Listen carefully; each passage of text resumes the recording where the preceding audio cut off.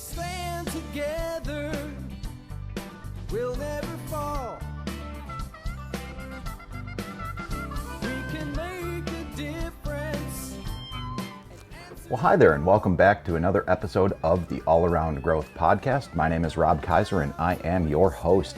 Today is Thursday, December 1st, and this is episode number 476 of a show where you join me with my family on our small farm and homestead, where we talk about the 5 W's and how as we grow all around here on the homestead at York Meadow Farm.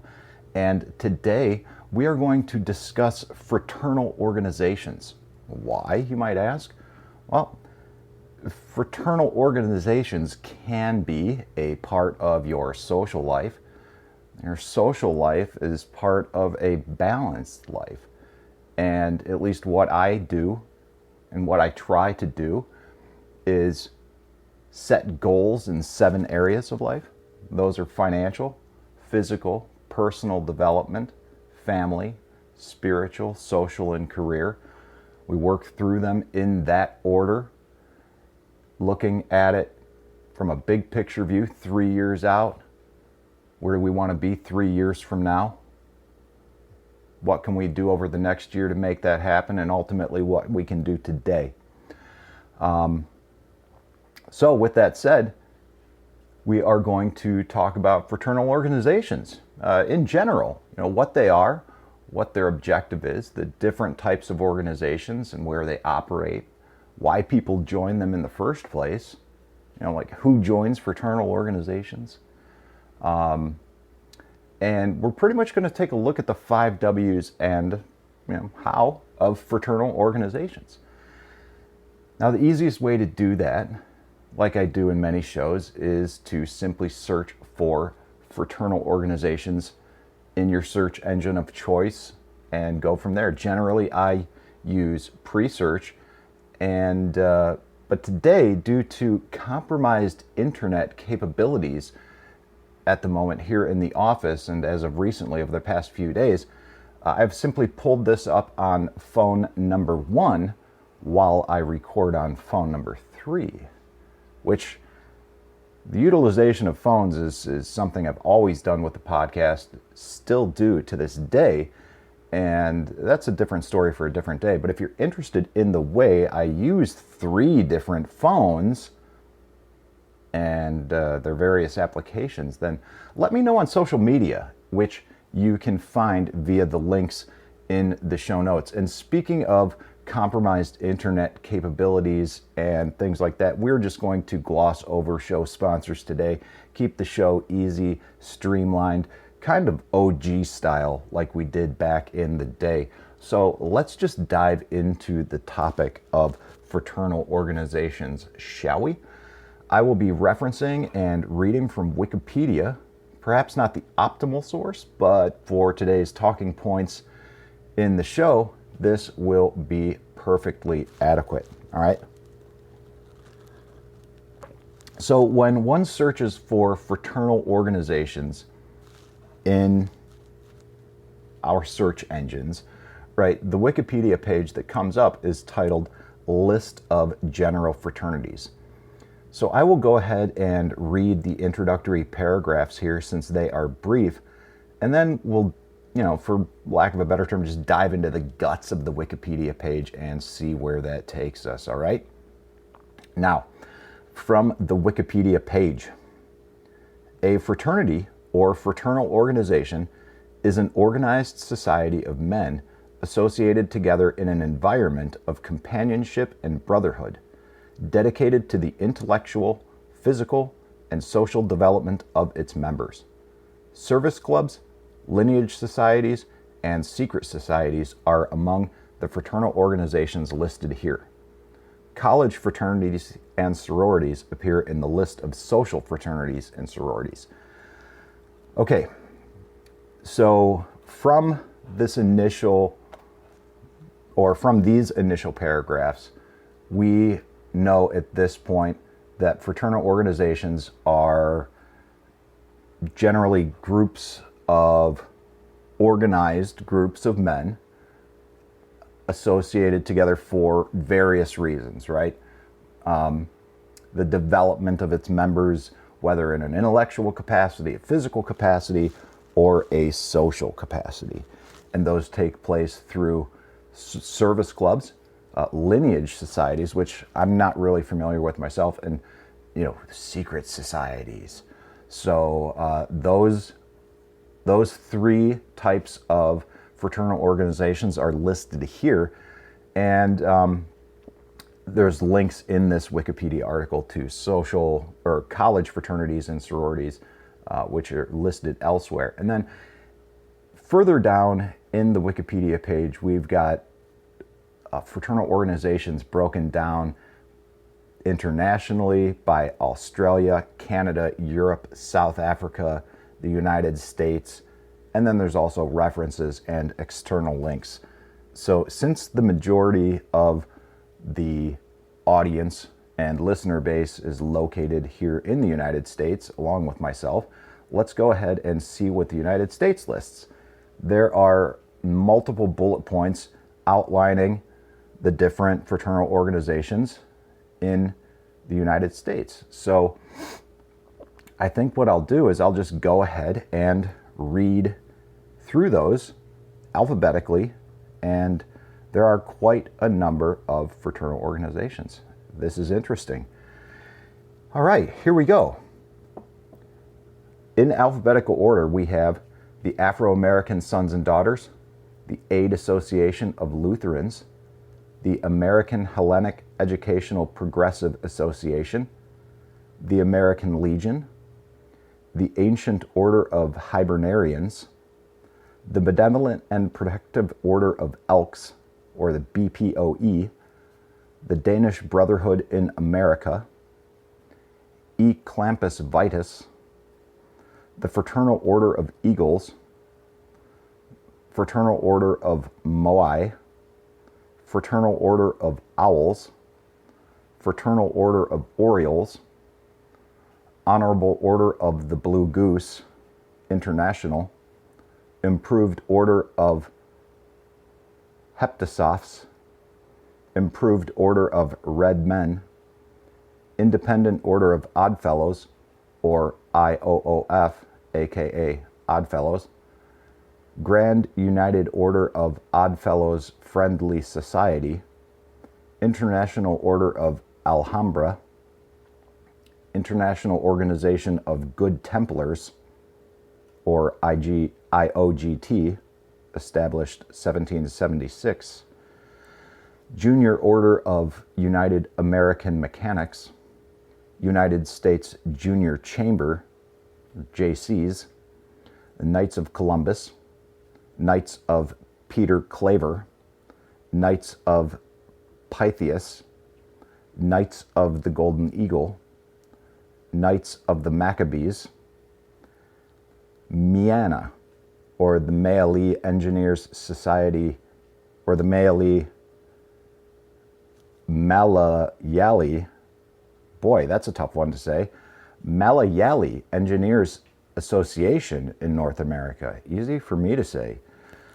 We've got the National Haymakers Association, Native Sons of the Golden West, the Orange Order, Order of Heptasophs, Order of Scottish Clans, Order of the Arrow, Order Sons of Italy in America, Patriotic Order Sons of America, Rascals, Rogues, and Rapscallions, Sons of Confederate Veterans, Sons of Herman, Sons of Norway, Sons of Union Veterans of the Civil War, Sons of the American Revolution, Sons of the Revolution, the National Grange of the Order of Patrons of Husbandry, or the Grange, Unico National, Vasa Order of America, or VOA, established in 1896, the Veterans of Foreign Wars, or the VFW, World War Veterans, and to close out the list, the Woodmen of the World. All right. That's quite a list of fraternal organizations here in the United States. Excuse me. And of those, there are only several that I'm actually aware of. And the ones that I'm aware of are the ones that I see around town and the ones that I have, seen elsewhere around in travel and just life. And some organizations organizations that friends are associated with or affiliated with, okay?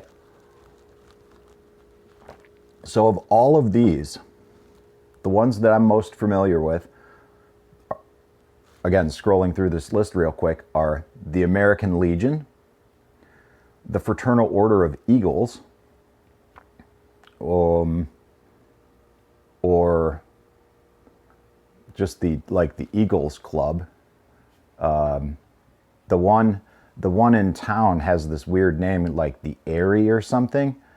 But it's a pretty big place, and I never knew what it was until I went to a Toastmasters meeting, a few of those several years back, just to see what that was about and try to learn some things about speaking and improve my public speaking skills.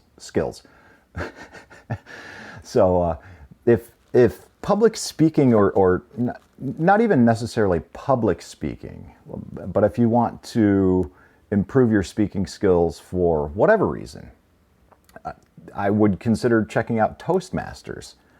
And that's interesting. But that's where I first got exposed to the Eagles. I just attended an event there. I am also familiar with the Independent Order of Odd Fellows, otherwise known as the Odd Fellows, of which I am a member. I am also familiar with, the Knights of Columbus. I don't know if there's any Knights of Columbus locally around here. I presume there are. There's the Rotary Club, which I didn't see listed in here, but I believe the Rotary, let's take a look at the Knights of Columbus, okay? And see what that's all about. The Knights of Columbus, KFC, is a global Catholic fraternal service order founded by Michael J. McGivney on March 29th, 1882. Membership is limited to practicing Catholic men. This apparently is not the Rotary Club. So, let's look at something though. I don't see that listed. So let's take a look, and just for my own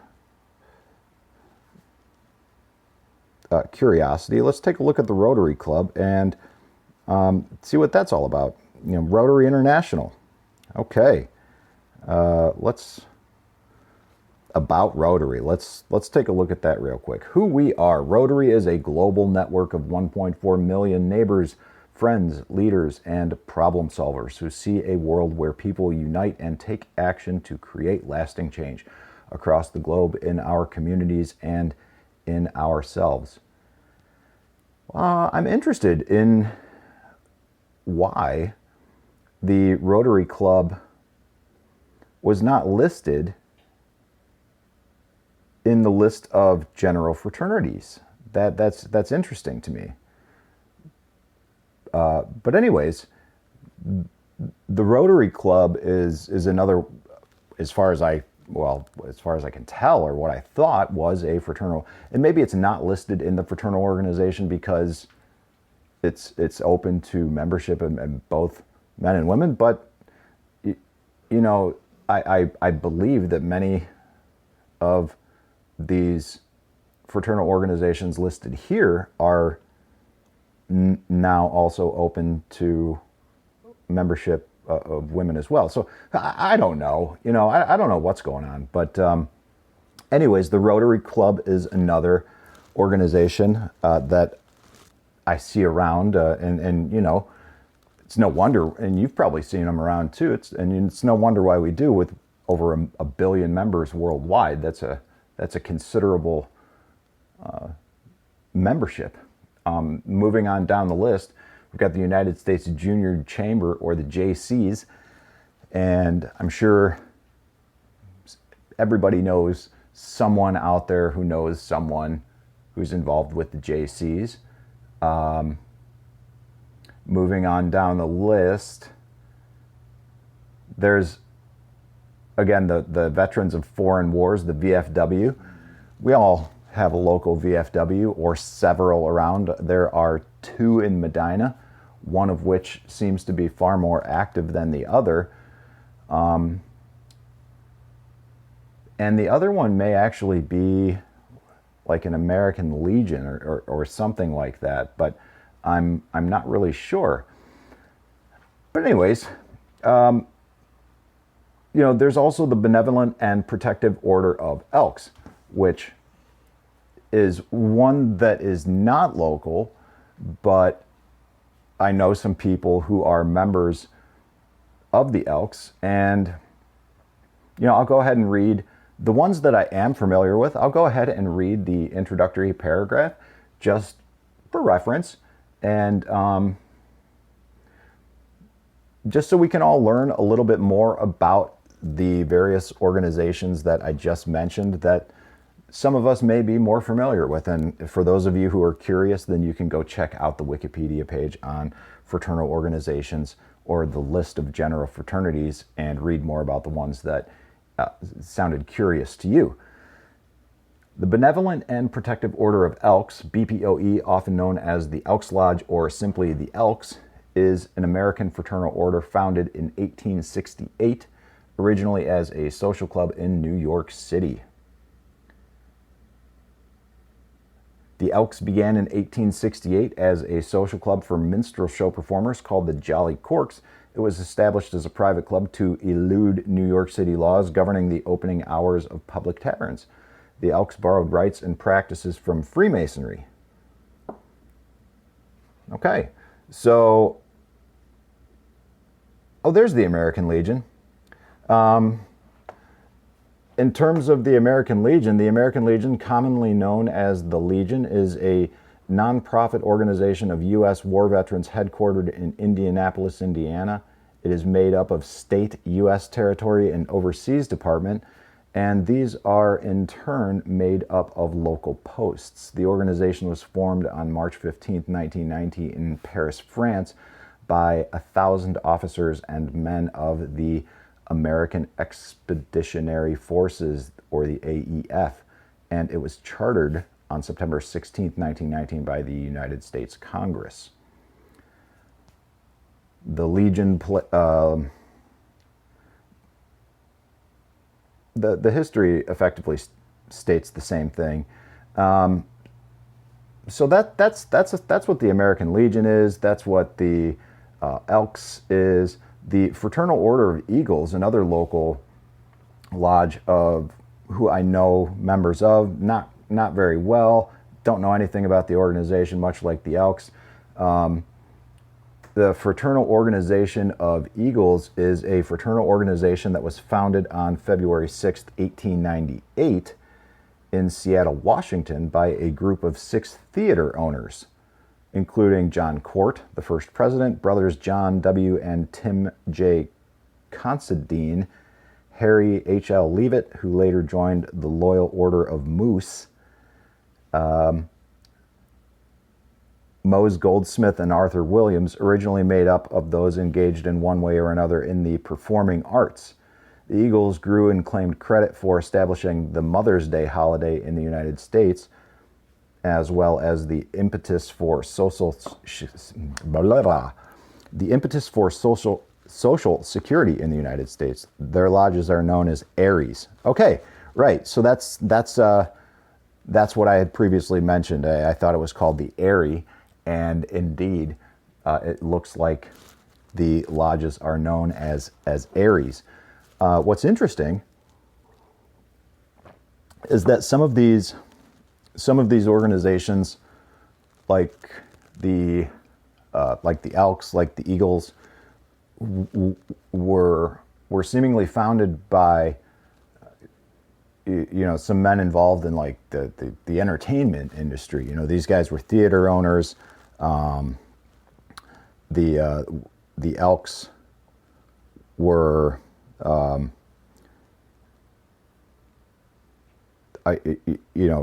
also performers, if I remember correctly. I don't know.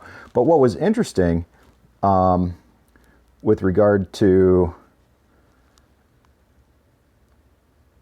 the Eagles is it mentioned the Loyal Order of Moose, which again is another local thing that I've seen around, at least here in Medina. I believe I've seen them elsewhere, but I know of the Moose because some of the members of the Oddfellows Lodge that I'm a member of are members of the Moose Lodge. And I don't really know anything about the Moose, and I didn't see that listed on the list of general fraternities either, perhaps due to the fact that it's not only or doesn't have a history of being limited to men. But since there's a link to that, let's go ahead and read about that a little bit. Now, the Loyal Order of Moose is a fraternal and service organization founded in 1888 and headquartered in Mooseheart, Illinois. Probably hence the name Moose. Moose International supports the operation of Mooseheart Child City and School, a 1,023-acre community for children and teens in need located 40 miles west of Chicago, and Moose Haven, a 63-acre retirement community for its members near Jacksonville, Florida. Additionally, the Moose organization conducts numerous sports and recreational programs in local lodge chapter facilities called either Moose Family Centers or Activity Centers in the majority of 44 state and provincial associations and on a fraternity-wide basis. There is also a Loyal Order of Moose in Britain. These organizations together make up the Moose International. Interesting. And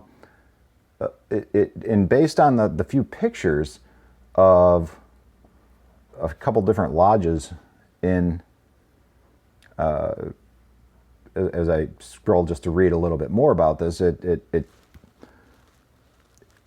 in appearance, all I'm thinking of is that the lodges oftentimes look like the lodges of the Oddfellows, which I'll read about in just a moment. And I guess since that's next in the list, we'll go ahead and read about that now. The Independent Order of Oddfellows is a non-political and non-sectarian international fraternal order of Oddfellowship.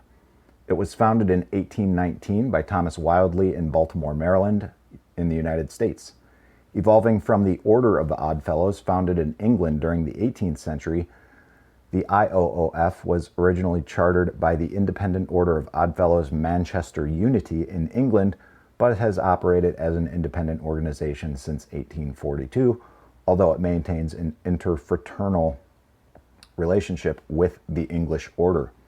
The order is also known as the Triple Link Fraternity, referring to the order's triple links symbol, alluding to its motto, friendship, love, and truth. There's more information there, more history there, and you are welcome to read that more. But I've talked about the Oddfellows in the past, and I will refrain from doing that here and focus on some of the other fraternal organizations, like, for example, the JCs. And I believe I had family in the JCs or family in the Rotary Club. Perhaps my grandfather on my mother's side. I don't remember. That was a long time ago, and he passed when I was a child, or younger, a teenager rather. But let's talk about the JCs. The United States Junior Chamber, also known as the JCs or JCI USA, is a leadership training service organization and civic organization for people between the ages of 18 and 40. It is a branch of Junior Chamber International. Areas of emphasis are business development, management skills, individual training, community service, and international connections. The U.S. Junior Chamber is a not-for-profit corporation organization as described under Internal Revenue Code 501c4. So that's a little bit about the JCs. We've got the Knights of Columbus, which again is another one that I'm familiar with, and something that I touched on earlier. And moving on throughout the list, there's really no other groups other than the Veterans of Foreign Wars, or the VFW, that I am familiar with. So we'll conclude with reading about the Veterans of Foreign Wars, or the VFW, formerly the Veterans of Foreign Wars of the United States, which is an organization of U.S. war veterans who, as military service members, fought in wars, campaigns, and expeditions on foreign land, waters, or airspace. The organization was established twice separately, once by James C. Putnam on September 29, 1899 in Columbus, Ohio. The VFW is headquartered in Kansas City, Missouri.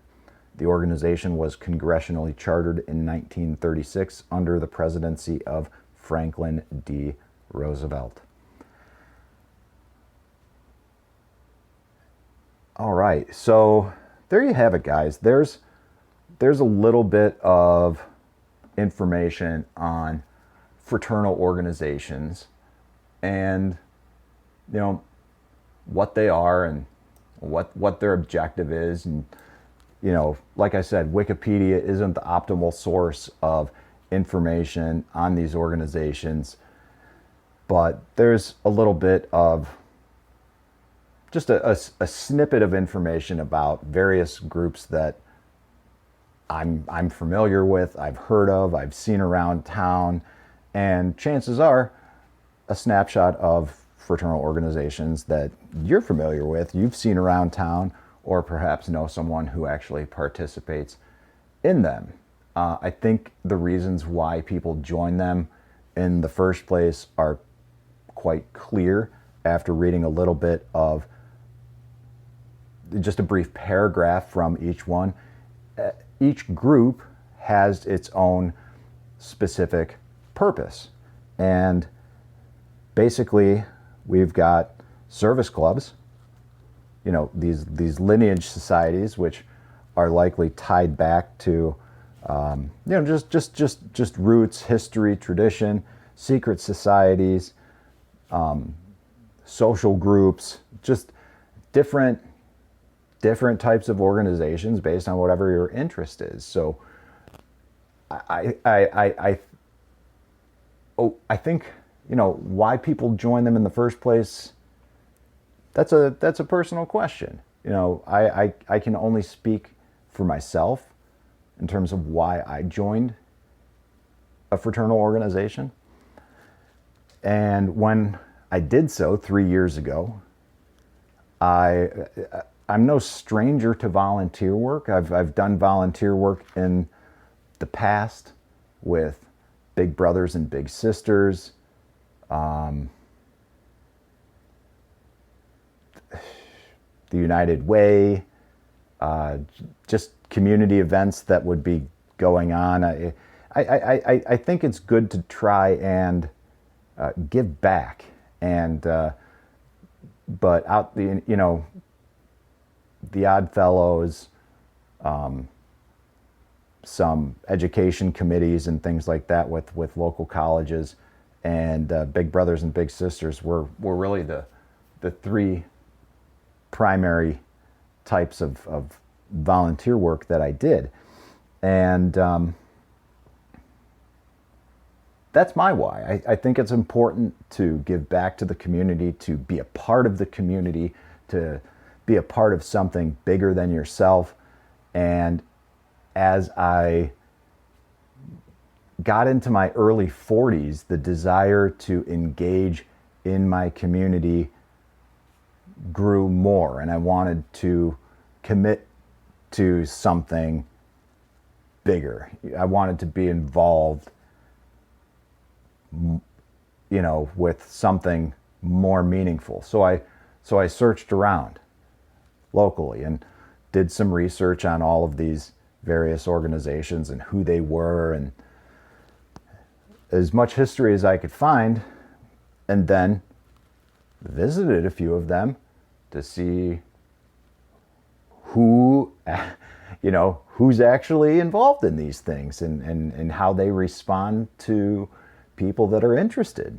And so that's how I ended up settling into involvement with the Oddfellows, which is one of these fraternal organizations listed here. That is also how I ended up getting involved in the church that I attend. But perhaps we can talk about that in another episode down the road when we talk about spiritual again. But today is not that day. As far as what we're going to talk about down the road, we are scheduled to do a live stream tomorrow. And we're going to talk about career. And specifically, we're going to talk about a different approach to making money. An approach that involves walking in the woods and traveling and getting paid to do that. Now, the only caveat to tomorrow's episode is it's going to be a little different on account of the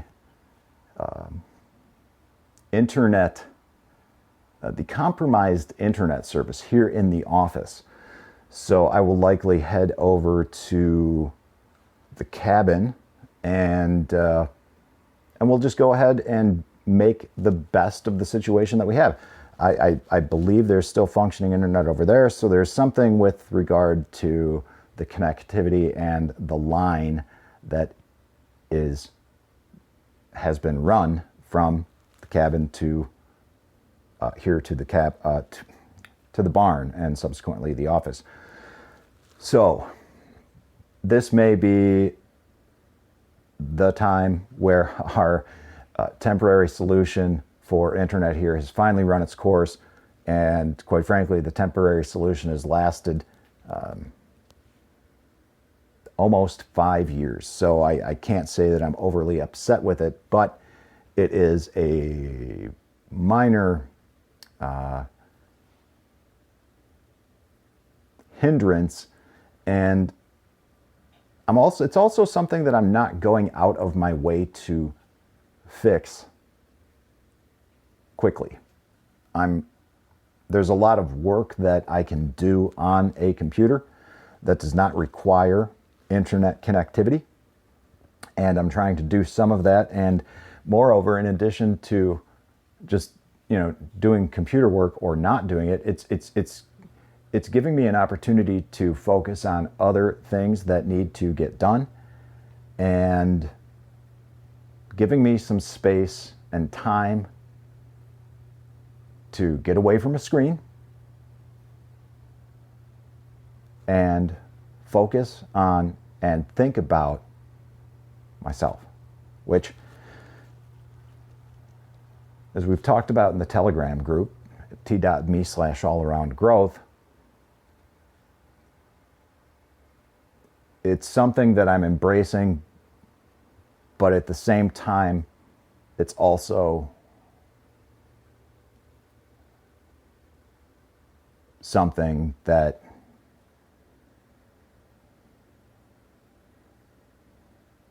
is challenging, because it's encouraging me to take a look at some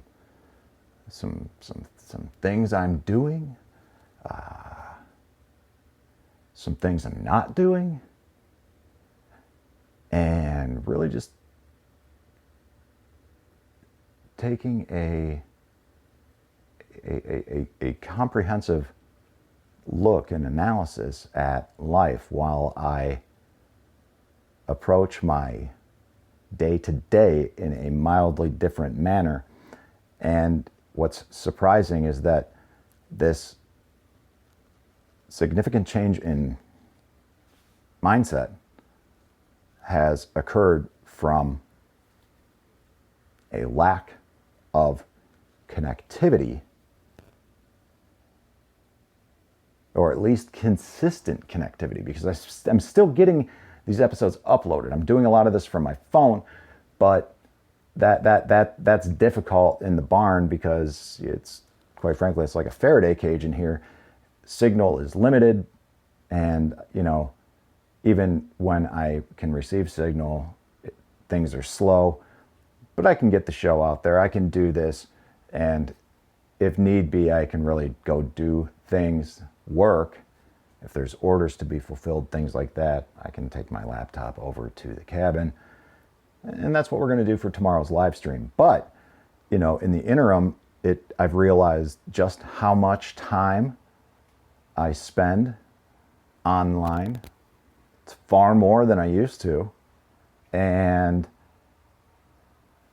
getting offline for a little bit, going inside, is something that I personally have not been doing as much of lately, and it's not until I was effectively forced to do so recently on account of these the compromised internet situation here.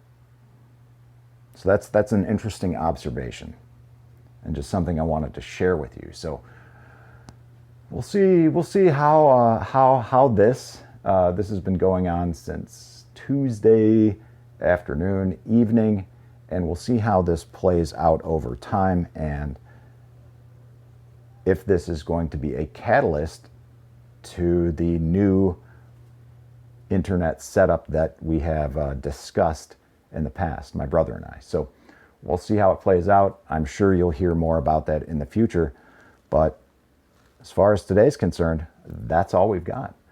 Guys, I appreciate you tuning in today, and I very much look forward to tomorrow's live stream in whatever way, shape, or form it takes place. It is not going to go the way that I was originally anticipating, but sometimes that's how life works. And that's called life on life's terms. And what we do and how we define ourselves is how we deal with and respond to life on life's terms. Because quite frankly, guys, we've all got baggage, but what defines us is how we carry it, right? So I'll see you tomorrow, 9 a.m. Eastern Standard Time. This is Rob Kaiser, and thank you.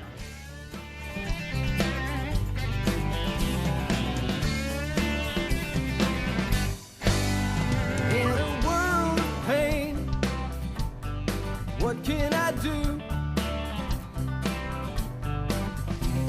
The needs are many, and answers are few. People turn away, and I wonder why. If I can help somebody, then I want to try.